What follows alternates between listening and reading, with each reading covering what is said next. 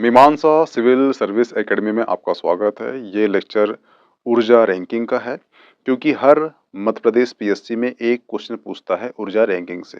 ठीक है, तो ध्यान रखना कि ऊर्जा संसाधन है हमारे सिलेबस में, और जो ऊर्जा संसाधन होता है इसके अंतर्गत दो संसाधन होते हैं। एक है नवीनीकरण ऊर्जा और एक है गैर नवीनीकरणीय ऊर्जा। ठीक है, जो नवीनीकरण ऊर्जा होती है इसके अंतर्गत आती है पवन ऊर्जा, सोलर ऊर्जा और हाइड्रो ऊर्जा यानी कि जल ऊर्जा, ये जल पावर। ठीक है, जो गैर नवीनीकरण ऊर्जा है उसके अंदर पेट्रोल, गैस, कोयला इत्यादि ऊर्जा आती है। ठीक है, जो नवीनीकरण ऊर्जा है वो ऊर्जा कहलाती है जिसे हम दोबारा से प्राप्त कर सकते हैं, और जो गैर नवीनीकरण ऊर्जा है उसे वो ऊर्जा कहलाती है जिसे हम दोबारा प्राप्त करने में हमें बहुत समय लगता है, कई करोड़ों साल लगता है, क्योंकि पेट्रोल कोयला बनने में कई लाखों साल लगते हैं। हुआ क्लियर? दूसरा है जो नवीनीकरण ऊर्जा है उसका प्रभाव इन्वायरमेंट में नहीं पड़ता, परंतु वहीं पे जो गैर नवीनीकरण ऊर्जा है उसका प्रभाव इन्वायरमेंट में पड़ता है, ये ध्यान रखना। ठीक है, तो आज हम जिसकी बात करेंगे वो करेंगे ऊर्जा रैंकिंग की। उसमें भी हम बात करेंगे किसकी? नवीनीकरण ऊर्जा रैंकिंग की, कि पवन ऊर्जा में प्रथम स्टेट कौन सा है, सोलर में कौन सा है, हाइड्रो में कौन सा है, और इनका योगदान कितना परसेंट है। दूसरी चीज कि ऑल ओवर जो नवीनीकरण ऊर्जा में कौन सा स्टेट प्रथम है, सेकंड है, थर्ड है। हुआ क्लियर? तो पूरा डाटा आपका नवंबर 2024 तक का अपडेट है, वेबसाइट से उठाया गया है पीआईबी की, तो डेटा जो है ऑथेंटिक है, तो प्लीज़ वो लेक्चर वॉच करना। देखिए, जो नवंबर 2024 तक का डेटा ये अपडेट है, और जो डेटा उठाया गया है ये पीआईबी से उठाया गया है, ये पीआईबी की इमेज है। ठीक है, तो जो डेटा है वो ऑथेंटिक है। ठीक है, इसलिए ये डेटा आपको 2024 से लेकर 2025 तक की जो भी एग्ज़ाम होगी उसके लिए अपडेट रहेगा। तो प्लीज़ इस डेटा को लिख लेना और याद भी कर लेना, ताकि कोई भी क्वेश्चन आता है, कोई भी पीएससी हो या फिर कोई भी राज्य की वनडे एग्ज़ाम हो, वहाँ पर क्वेश्चन आता है तो आपको आसानी से बन जाए। ठीक है, जो नवीनीकरण ऊर्जा है उसमें ऑल ओवर पूरे भारत देश में प्रथम राज्य कौन सा है, तो वो है राजस्थान, उसकी रैंक 1 है। जो गुजरात है उसकी रैंक 2 है, जो तमिलनाडु है उसकी रैंक 3rd है, और जो कर्नाटक है उसकी रैंक 4 है। हुआ क्लियर? देखा है, राजस्थान, गुजरात, तमिलनाडु, कर्नाटक, ये पीआईबी की इमेज है। हुआ क्लियर? तो आपसे क्वेश्चन आया कि नवीनीकरण ऊर्जा में प्रथम राज्य कौन सा है ऑल ओवर भारत में, तो वो है राजस्थान।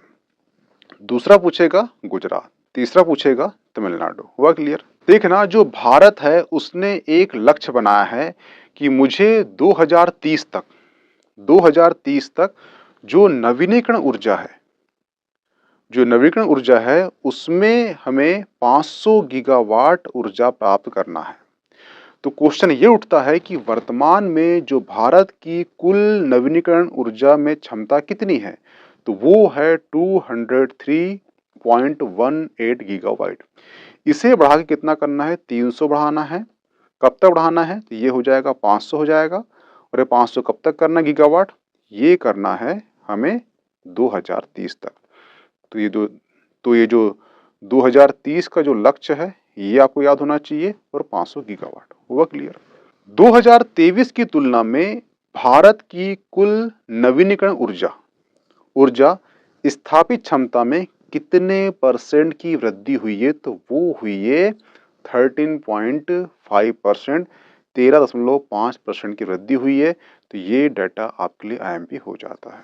देखना, जो भारत है उसमें जो नवीनीकरण ऊर्जा है उसकी क्षमता कितनी है? उसकी क्षमता है 203.18 गीगावाट। ठीक है, अब इसके अंतर्गत पूछेगा कि जो भारत की टोटल 203.18 गीगावाट जो स्थापित क्षमता है भारत की वर्तमान में, इसमें सर्वाधिक योगदान किस एनर्जी का है? सोलर का है, विंड का है, हाइड्रो का है, या बायो का है? हुआ क्लियर? ये जो इमेज है ये इमेज है पीआईबी की।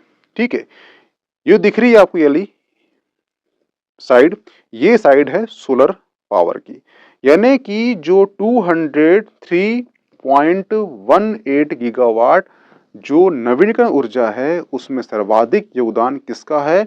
सोलर पावर का है। कितना है वो?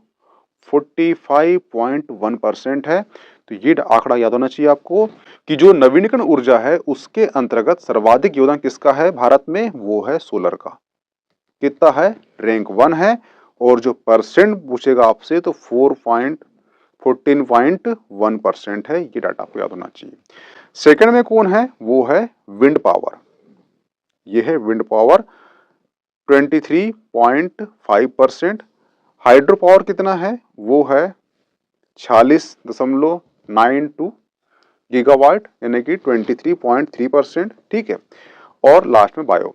तो आपको सिर्फ याद रखना इसमें से ओनली वन रैंक किसकी? सोलर पावर की। आपसे क्वेश्चन ये आएगा कि कुल नवीनीकरण ऊर्जा में भारत में सर्वाधिक योगदान कौन सी एनर्जी का है? विंड एनर्जी, सोलर, हाइड्रो या बायो? तो उसका आंसर क्या होगा? सोलर पावर का। हुआ क्लियर? कितना परसेंट है उसका? 45.1% है। ये आपको दो आंकड़े याद होना चाहिए यहां से।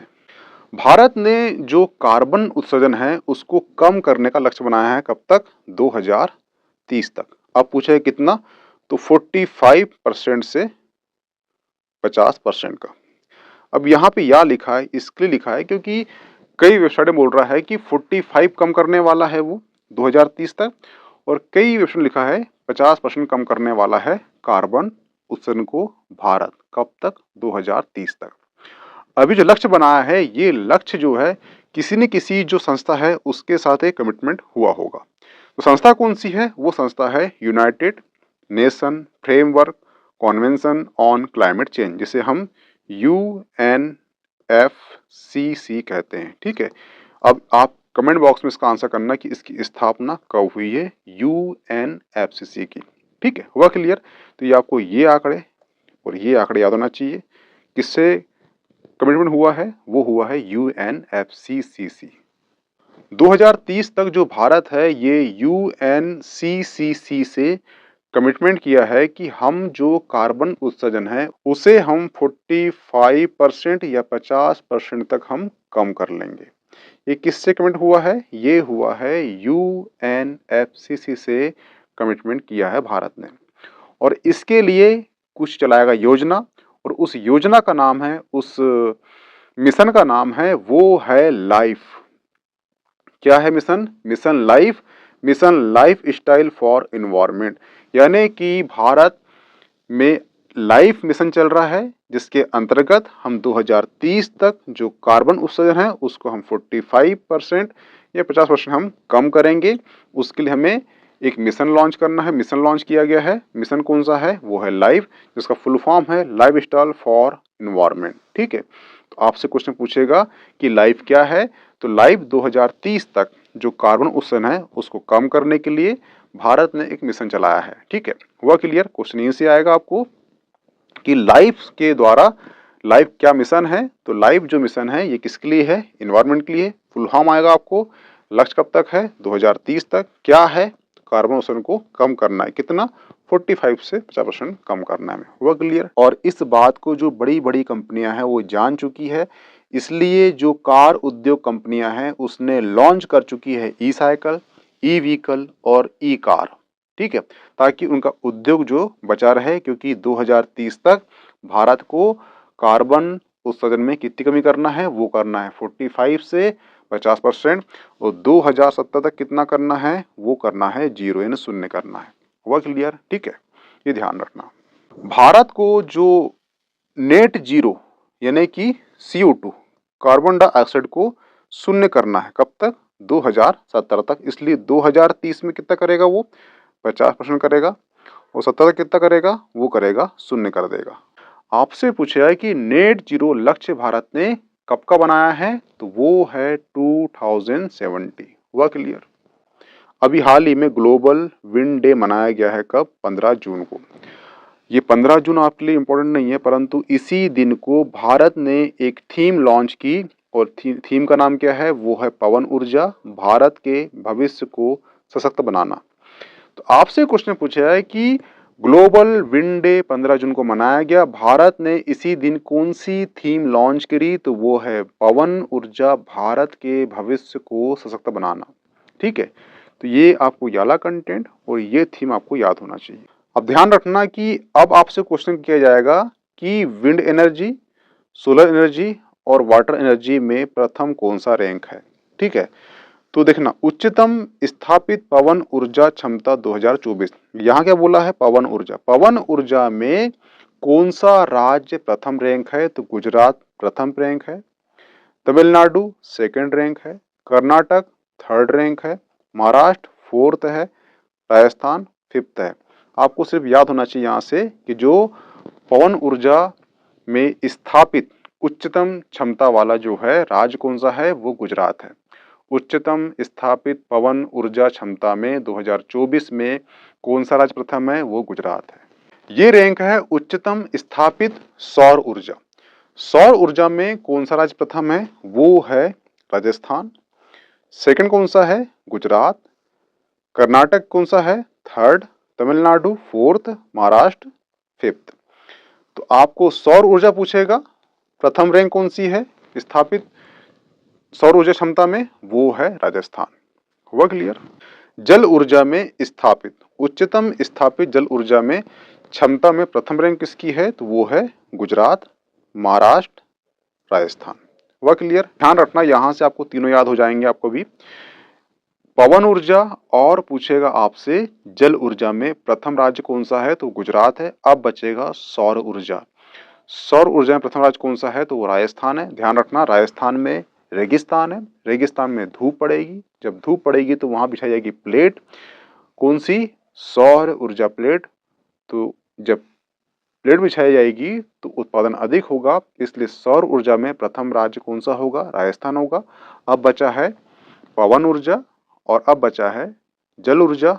दोनों में प्रथम कौन सा होगा, गुजरात होगा, ये ध्यान रखना। अब ये रैंक हो गई अपने राज्यों की। अब यहां से क्वेश्चन पूछा है कि भारत की जो विश्व में रैंक क्या है नवीनीकरण ऊर्जा में। तो आपसे क्वेश्चन पूछा है कि अक्षय ऊर्जा स्थापित क्षमता में भारत जो है ऑल ओवर विश्व में कौन सी रैंक है, तो वो है फोर्थ रैंक। हुआ क्लियर। पर आपसे पूछेगा सिंगल में पवन ऊर्जा में कौन सी रैंक है भारत की पूरे ऑल ओवर वर्ल्ड में, वो है फोर्थ। तो दोनों में फोर्थ, अक्षय और पवन दोनों में फोर्थ है। आपसे पूछेगा सौर ऊर्जा में पूछेगा तो वो है फिफ्थ रैंक, ये ध्यान रखना। तो यहाँ पे आपका जो नवीनीकरण ऊर्जा के अंतर्गत जितनी भी रैंक होती है इसे यहाँ पे चर्चा की गई है। मिलते हैं नेक्स्ट टॉपिक में। इसकी पीडीएफ आपको मीमांसा एकेडमी का जो टेलीग्राम चैनल है वहाँ प्राप्त हो जाएगी। प्लीज ज्वाइन कर लीजिए। Okay, thanks.